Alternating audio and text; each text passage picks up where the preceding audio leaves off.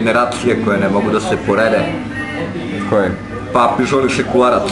Prvo, Šekularac je bio proglašen najboljim igračem svetskog prvenstva u Čileu 1962. gde smo inače mi ispali u polufinalu Čekoslovačke. A Pižon je bio i među najboljima u našem vremenu do 83. dok nije prešao u Arsenal. On je inače prvi igrač sa naših prostora, tada stare Jugoslavije, koji je prešao u jedan britanski klub. A to je bio Arsenal, tada je Arsenal imao stadion Highbury. E sad, zašto ne mogu da se upoređuju? Zato što je fudbal još u tom vremenu počeo po sistemu da se igra primiti gol manje od protivnika, a u vreme Šekularaca se igralo dati gol više bez obzira koliko primiš. Drastičan primjer je za to svetsko prvenstvo 1938. u Italiji gde su igrali Brazil i Poljska, gde je rezultat bio 6-5 za Brazil. Znači, Brazil je primio 5 komada, a išao da da 6. To hoću ti kažem, tako da ta dva perioda i uopšte fudbal do 80-ih i fudbal od 80-ih, baš što se toga tiče, ne bi ga upoređivao zato što je fudbal do 80-ih robovao lepoti i golovima, od 80-te robuje taktici. Retko kada ćete vi naši primere da je palo stajem svaka čast u onom meču 2004. Monaco-La Coruña.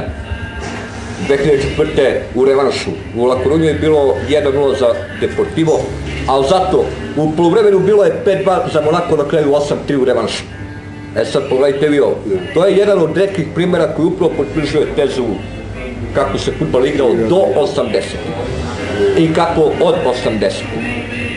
Svi su počeli da su da robuju nekoj taktici, te formacije 4-5-1, 4-4-2, te ovo, a onda se u ono vreme igralo brate i sa petoricom napadača. Drastičan primjer, Brazil i Poljska 6-5. Gdje su se utrkivali ko će da da go više. I na kraju je Brazil otišao dalje. Znači, isključivo ofenzivna taktika. Da, bome. Odbrana je postojala, ali odbrana je postojala tek koliko te speče da baš ono se ne ušetaš u mrežu. Ali ovo, brate, sada nabije petoricu pozadi, pa prođe ako možeš. Nema, po potrebi sa 9% Grčka. Kako je Grčka prošli put osvojila prvenstvo Evrope. Klasična bunkerica.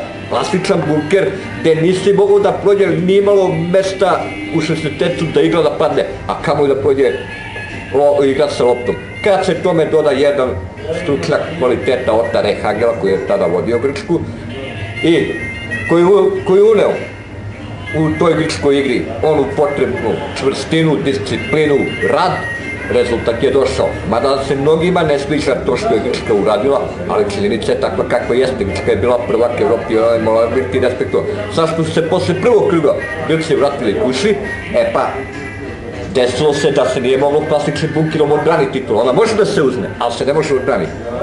Zato sada u finalu idu Nemci i Španci.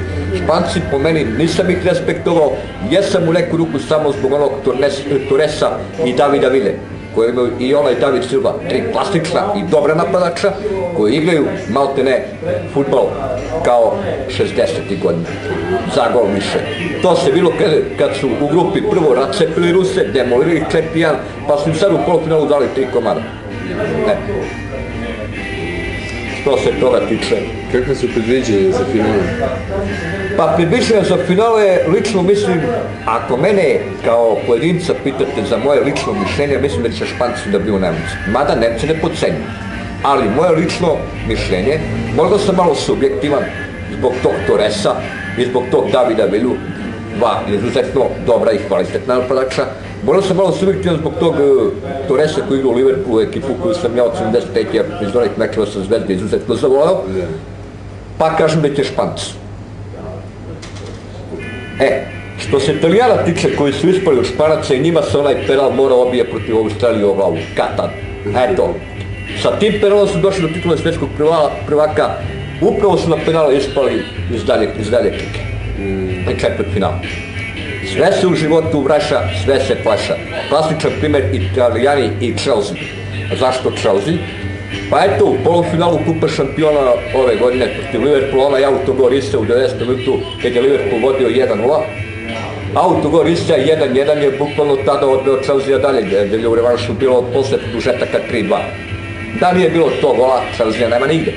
Ovako je na stadionu u Žiki mesto Liverpoola borio se Chelsea. Žalostno za Lamparda što je promašio onako penal. Lampard ili Terry, mislim da Lampard je bio. John Terry, da, John Terry. Jeste promašio, otpriznao se, ali isto pravilo važi i za njih. Sve se u životu vraća, sve se plaća. Ali Chelsea je bio kažnjen na najbrutalniji način, čak brutalnije nego Milano, koji se provlačio od 89 izvornih mečeva sa Zvezdom do 2005. kada ga je Liverpool surovo kaznio sa ona tri brzometna povodka.